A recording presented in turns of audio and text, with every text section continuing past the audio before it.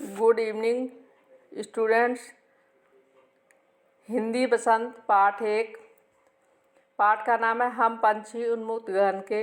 इस पाठ के लेखक हैं शिवमंगल सिंह सुमन। काव्यांश 1।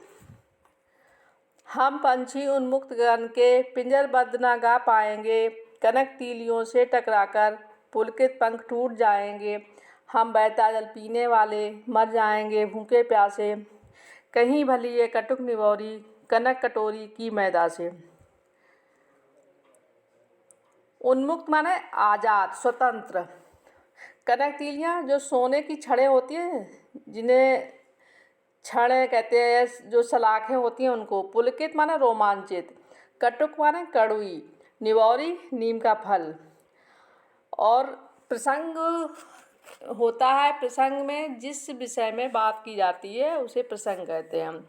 और प्रसंग में क्या क्या, प्रसंग में जो पंक्तियाँ या काव्यांश होता है, जैसे प्रस्तुत काव्यांश, प्रस्तुत पंक्तियाँ हमारी पाठ्य पुस्तक बसंत पाठ्य पुस्तक भाग 2 में हम पंछी उन्मुक्त गगन के कविता से ली गई है। इस कविता के रचयिता शिवमंगल सिंह सुमन हैं। अब इसमें अर्थ, हम पंछी उन्मुक्त गगन के। पक्षी कहते हैं कि हम पंछी उन्मुक्त माने स्वतंत्र, आज़ाद। हम पंछी खुले आसमान में उड़ने वाले, पिंजड़े में कैद होकर अपना मधुर गान नहीं गा सकेंगे, पिंजरबद्ध ना गा पाएंगे।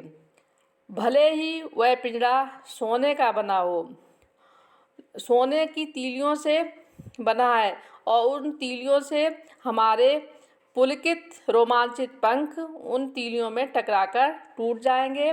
हम पंछी बहता जल पीने वाले, नदी का बहता जल पीने वाले हैं और कैद होकर भूखे प्यासे मर जाएंगे। सोने की कटोरी में, पिंजड़े में जो मैदा रखी जाती है, उससे भली हमारे लिए कड़वी निवौरी ही है। अतः हम आज़ाद रहना पसंद करते हैं।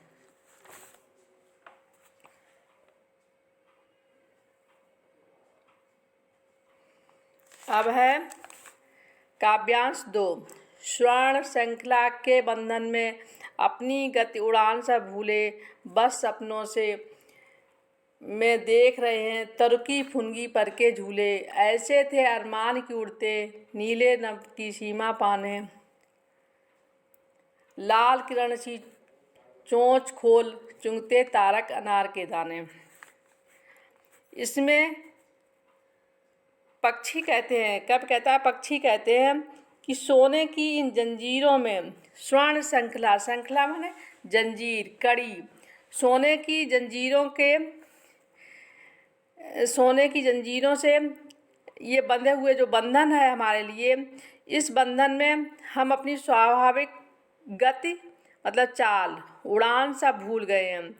और बस हमारे लिए एक मैं सपना जैसा, हम पक्षी सपना सिर्फ देखते हैं कि हम पक्षी, तरु माने पेड़, पेड़ की फुनगी, फुनगी पेड़ की जो सबसे ऊंचाई वाला भाग होता है, ऊंचा हिस्सा होता है उस पर, और पेड़ की फुनगी पर झूला झूल रहे हैं। पक्षियों का एक सपना है, सपना पक्षी देख रहे हैं। ऐसे थे अरमान की उड़ते नीले नभ की सीमा पाने। और पक्षी कहते हैं कि हम लोगों के ऐसे, हम पक्षियों के ऐसे अरमान थे, ऐसी इच्छा थी कि हम इतनी ऊंचाई तक उड़ें कि नीले नभ, नीले आकाश की सीमा को पा लें, छू लें। लाल किरण सी चोंच खोल चुगते तारक अनार के दाने। और हम नीले आसमान के अंत तक उड़ें और सूर्य की जो लाल किरणों के समान अपनी चोंच को खोलकर तारों रूपी, तारे जो है तारों रूपी अनार के दाने चुगते रहें।